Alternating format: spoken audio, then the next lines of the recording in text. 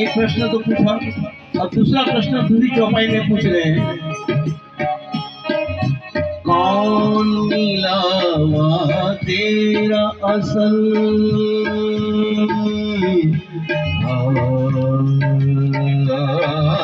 कौन मिलावा तेरा असल, तू भी चोरी क्यों कर।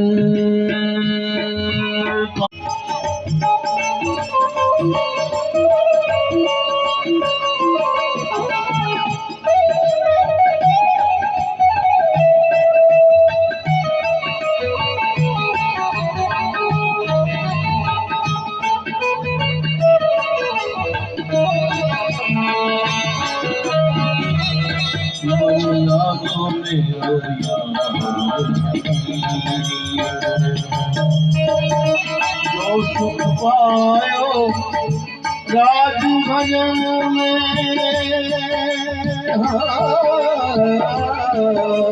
जो सुख पायो राज भजन में, वो सुख नाही अमीरी में। महर बड़ी महबूब की, महर बड़ी महबूब की।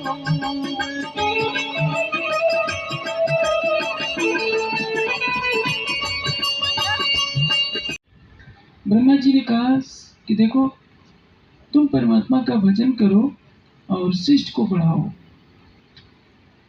चारों बच्चों ने कहा कि पिताश्री, हम आपकी एक बात मानेंगे, एक बात नहीं मानेंगे। हम सृष्टि की वृद्धि तो में योगदान नहीं देंगे, हम केवल परमात्मा की खोज करेंगे।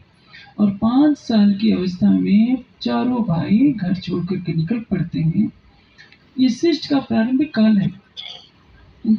उनकी माँ नहीं थी, ब्रह्मा जी ने संकल्प मात्र से उनको पैदा किया। संकल्पिक सृष्टि के माने जाते हैं।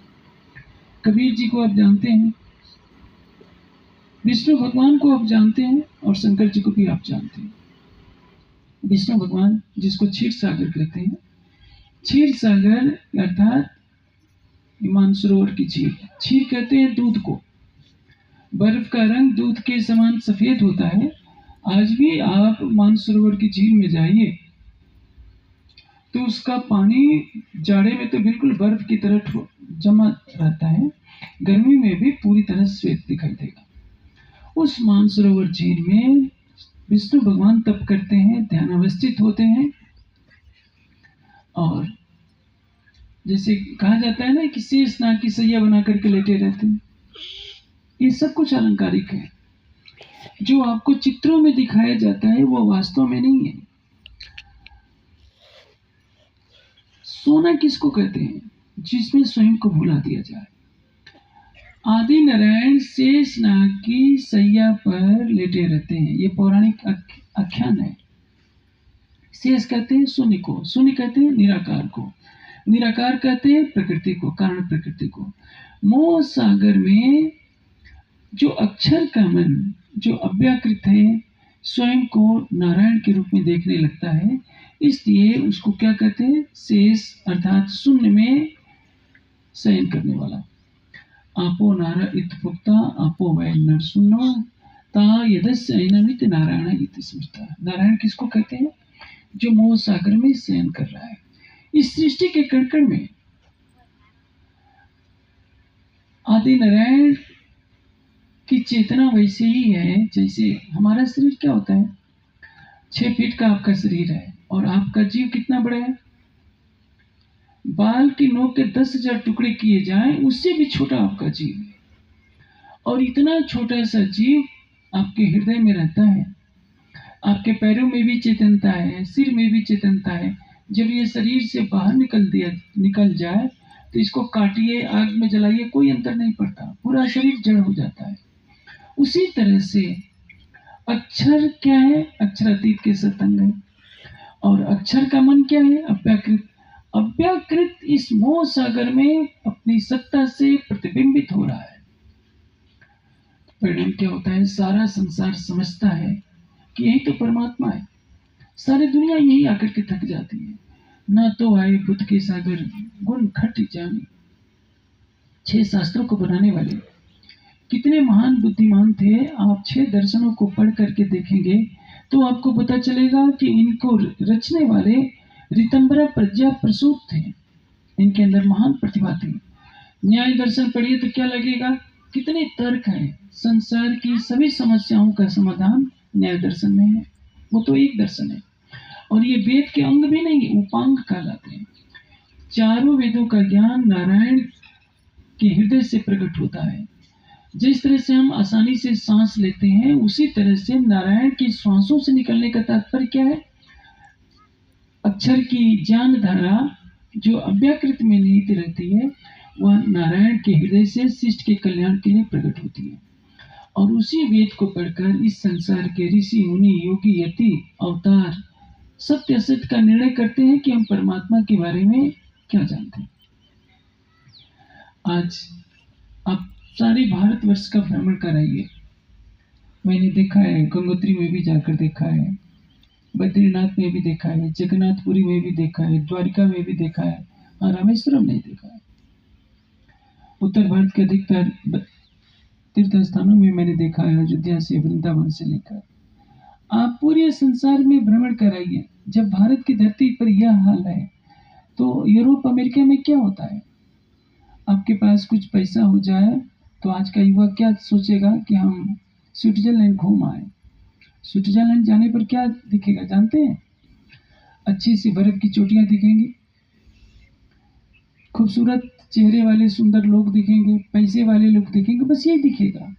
कोई आपको ये नहीं बताने वाला होगा कि ये संसार कैसे बना, किससे बना, और जब संसार का लय होगा तो कहाँ जाएगा। को बड़े से बड़े पादरी के पास, बड़े से बड़े मौलवी के पास इन प्रश्नों का उत्तर नहीं है।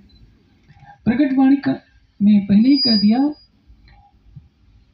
कि अब लीला हम जाहिर करें, जो सुख सैया हृदय धरे, पीछे सुख होसी सब पसरसी चौथे भवन। लीला को जाहिर करने वाला कौन है? वह स्वयं अक्षरातीत है, जिसके लिए कहा गया है कि ए बानी चित दे सुनियो साथ, कृपा करके कहे प्राणनाथ। इस प्रकटवाणी को कौन कह रहा है? वह प्राणनाथ। और वह प्राणनाथ कौन है? एक कीकर जिन जानो मन, श्री धनी जी लाए धाम से वचन। स्वयं अक्षरातीत जो हमारी आत्मा के प्रीतम है, प्राणनाथ है। इस रहस्य को स्पष्ट करने जा रहे हैं। आपने शुरू में ही चौपाई सुनी, ना ईश्वर न मूल प्रकृति, तादिन की कहूं अपावित। उस समय की बात कर रहे हैं, न ईश्वर नहीं थे, मूल प्रकृति नहीं थी। अब सारा संसार किस पर आश्रित है? ईश्वर पर। ईश्वर किसको कहते हैं? वैसे तो तारतम्य ज्ञान के बिना चाहे कितना भी कोई बड़ा विद्वान हो जाए, 6 दर्शन पढ़े, 6 अंग पढ़े, चारों वेद पढ़े, वो क्या कहेगा? क्षर को ही अक्षर मानेगा और अक्षर को ही अक्षरातीत मानेगा। क्षर अक्षर अक्षरातीत में कोई भेद कर ही नहीं सकता। वेद में एक प्रश्न पूछा गया है, मैं आपको सरल भाषा में सारी बातें बताने का प्रयास करूंगा राज्य की कृपा दृष्टि से। एक तालाब है और उसमें एक बेत का पौधा है। इस पहली का अर्थ बताइए। तालाब क्या है? अक्षरातीत। और बेत का पौधा क्या है? अक्षर। ये पहली है। वेद कहता है कि इस रहस्य को कौन जानता है? केवल परमात्मा ही जानता है।